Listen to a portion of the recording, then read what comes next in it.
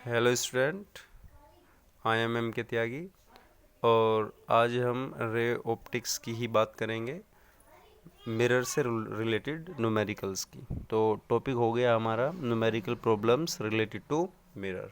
Okay, तो देखिए जैसे मैंने पहला क्वेश्चन लिखा हुआ है, an object is placed 10 centimetre from a concave mirror, then the focal length is 5 centimetre.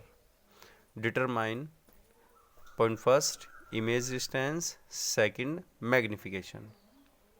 तो चलो इस क्वेश्चन को हम करते हैं। हालांकि इस क्वेश्चन को बिना रे डायग्राम के भी किया जा सकता है, लेकिन रे डायग्राम अगर हम बना लेते हैं तो उसका कुछ ज़रूर हमें बेनिफिट्स होगा। तो देखते हैं वो क्या है। जैसे सबसे पहले देखते हैं मिरर कौन सा है हमारा, कॉनकेव। तो सबसे पहले हमने कॉनकेव मिरर ड्रॉ कर लिया है। ओके, ये हो गया आपका pole, focus point and center of curvature. अब देखिए फोकल लेंथ हो गई इसकी 5 सेंटीमीटर, यानी कि यहाँ से यहाँ तक की जो डिस्टेंस है ये 5 हो गई। और तुम ये जानते हो ये इसका ट्वाइस हुआ करता है, ये 10 सेंटीमीटर हो गया। डन। ऑब्जेक्ट कहाँ रखा हुआ है? 10 सेंटीमीटर पर। कहाँ? यहाँ पर रखा हुआ है ऑब्जेक्ट। और तुम्हें पता है जब ऑब्जेक्ट रेडियस ऑफ कर्वेचर पर रखा हुआ होता है तो इमेज भी रेडियस ऑफ कर्वेचर पर ही बनेगी। कहने का मीनिंग यहाँ पर क्या गिवन है? सॉल्यूशन यू, ऑब्जेक्ट कहाँ रखा हुआ है? 10 सेंटीमीटर। अच्छा, ये मिरर हो गया, मिरर से 10 सेंटीमीटर दूर, वो भी किस साइड में? लेफ़्ट साइड में। और तुम जानते हो लेफ़्ट साइड की वैल्यू को हम नेगेटिव लेते हैं, तो ये नेगेटिव हो गया। ओके, फोकल लेंथ क्या गिवन है आपको? फोकल लेंथ हो गई इसकी, the focal length is 5 centimetre. तो फोकल लेंथ हो गई 5 सेंटीमीटर। लेकिन अब देखते हैं मिरर कौन सा है, मिरर कॉनकेव है, तो इसकी फोकल लेंथ कैसी होगी? नेगेटिव। तो ये साइन नेगेटिव। और हमें कैलकुलेट करना है v। तो देखो जैसा मैंने रे डायग्राम से बता दिया था कि अगर ऑब्जेक्ट ऑब्जेक्ट कहाँ रखा हुआ है? 10 सेंटीमीटर यहाँ, तो हमें पता है इमेज भी कहाँ बनेगी? यहाँ बनेगी। तो इनडायरेक्टली हमें पता चल गया ना वी भी कितना आएगा? यू के इक्वल, यानी कि 10 ही आएगा। लेकिन फिर भी इसको फॉर्मूले से ड्राइव करके देख लेते हैं। तो by mirror equation, mirror equation क्या कहती है? 1/f is equal to 1/u plus 1/v। f की वैल्यू कितनी है? -5 इज इक्वल टू u की वैल्यू कितनी है? -10 प्लस 1/v। तो 1/v is equal to -1/5 plus 1/10।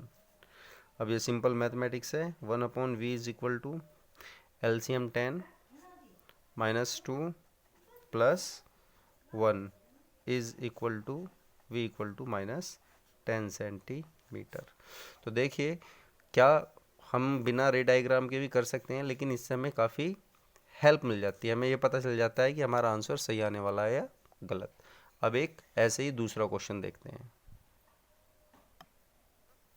तो देखिए एक नया क्वेश्चन अपना ये है, ए 5 centimetre height object is placed in front of A concave mirror. तो ध्यान देना है कॉनकेव मिरर है ना। तो हम हालांकि जैसे मैं पहले बता चुका हूँ बिना रे डायग्राम के भी कर सकते हैं, लेकिन इसका काफ़ी हमें एडवांटेज होता है। तो मैंने एक रे डायग्राम बना लिया है। ठीक है, आगे चलते हैं। Mirror with a radius of curvature of 20 centimetre. तो क्या गिवन है? Solution r is equal to 20 centimetre, but concave mirror है तो कॉनकेव मिरर के लिए रेडियस ऑफ कर्वेचर नेगेटिव होती है। आगे चलते हैं। डिटरमाइन द इमेज हाइट, क्या कैलकुलेट करना है हमें? इमेज हाइट कैलकुलेट करनी है। Okay, determine the image height if object distance is 30 centimetre. Means object रखा हुआ है हमारा 30 सेंटीमीटर डिस्टेंस पर। तो according to sign convention object always placed left side to the mirror means object को इधर रखोगे, और जब ऑब्जेक्ट इधर रखा जाएगा तो ये वैल्यू भी कैसी हो जाएगी, नेगेटिव हो जाएगी। अब ज़रा ऊपर देखो, अगेन ए 5 सेंटीमीटर हाइट ऑब्जेक्ट, तो ऑब्जेक्ट की हाइट कितनी हो गई 5 सेंटीमीटर।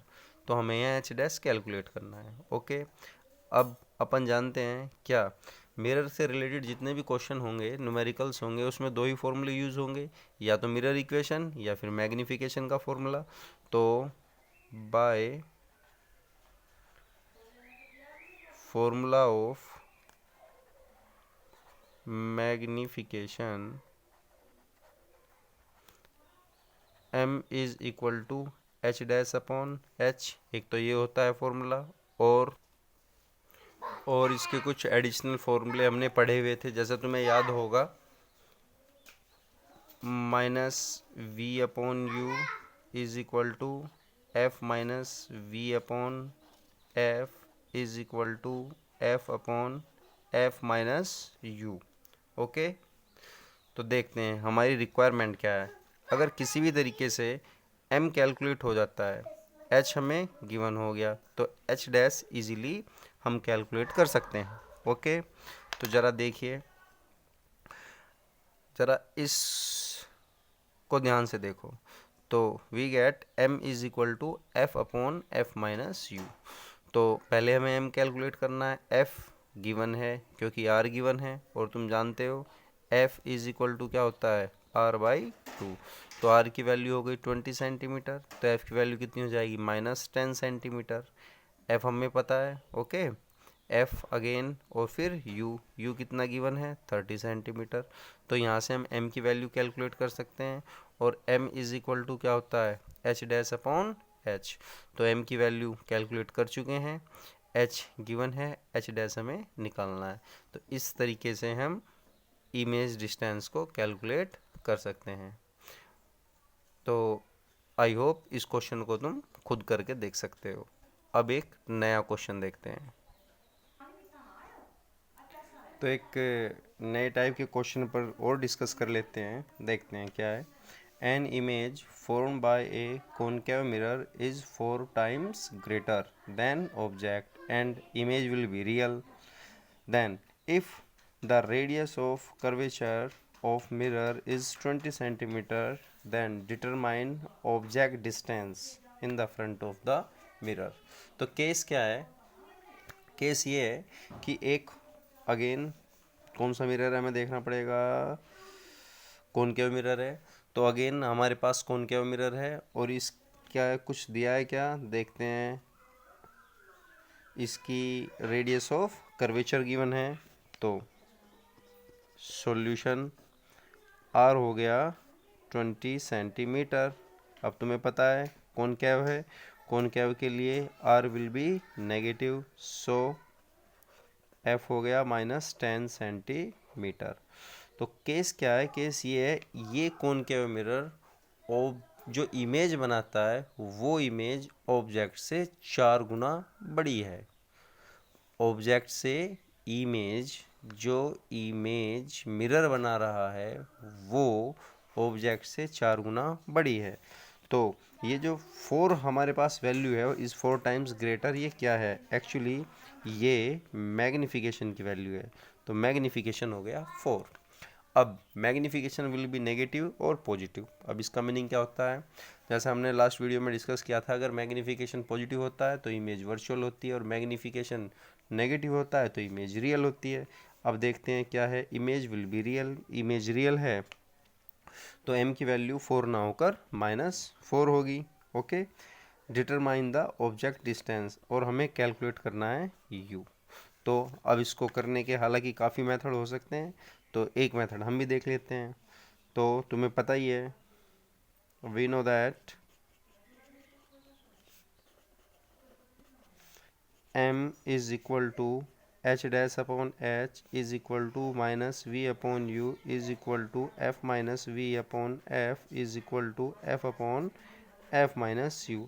अब इसमें जो भी तुम्हारा फॉर्मूला सूट करता है उसको एडजस्ट कर लीजिए। देखिए m गिवन है और इधर f गिवन है, और हमसे u कैलकुलेट करा रहा है, तो ये फॉर्मूला हमारे लिए बेस्ट है। तो फॉर्मूला क्या होता है अपना, m is equal to f upon f minus u. Implies that m की वैल्यू हो गई -4, f की वैल्यू -10, अगेन -10 माइनस यू। अब ये माइनस यू है, ठीक है। तो अब तुम इजीली u को कैलकुलेट कर सकते हो,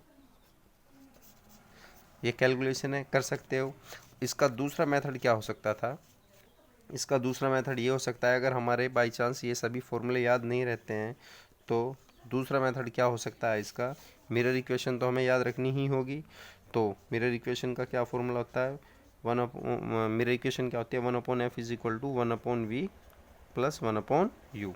अब देखिए हमें यहाँ u कैलकुलेट करना है, f हमारे पास है, अगर किसी तरीके के साथ v आ जाए तो बात बन जाए, क्योंकि f गिवन है, u कैलकुलेट करना है, अगर हमारे पास v हो तो बात बन जाए। तो हमें ज़्यादा फॉर्मूला अगर ये पूरा याद नहीं रख पाते हो तो ये तो याद रखना ही होगा, ठीक है। तो हम क्या करेंगे, m is equal to minus v upon u, ये वाला फॉर्मूला यूज़ करेंगे। अब अगर तुम्हें ध्यान हो m की वैल्यू है -4, तो -4 is equal to minus v upon u, okay. तो यहाँ पर v आ गया आपका, v is equal to 4u, v is equal to 4u, यानी कि v भी u की टर्म्स में आ गया। अब इस वैल्यू को हम मिरर इक्वेशन में रख देते हैं, तो 1/f, f की वैल्यू क्या है, f की वैल्यू है -10 सेंटीमीटर, तो -10 इज इक्वल टू, सॉरी क्या बात कर रहे थे हम, हाँ इस फॉर्मूले की बात कर रहे थे, तो f की वैल्यू रख दी है, v कितना है, v आ गया हमारा 4u प्लस 1/u। अब एलसीएम लेके यहाँ से u की वैल्यू तुम इजीली कैलकुलेट कर सकते हो। तो आई होप ये दोनों ही मेथड तुम्हें समझ में आ गए होंगे, और जो भी अपने पास इस समय बुक अवेलेबल है उससे रिलेटेड सारे क्वेश्चन तुम्हें एक बार करके देखने हैं। फिर भी अगर कहीं प्रॉब्लम होती है तो कमेंट बॉक्स में जाकर तुम अपनी जो प्रॉब्लम वगैरह है वो लिख सकते हो, मैं उसको बता दूंगा। Okay, bye.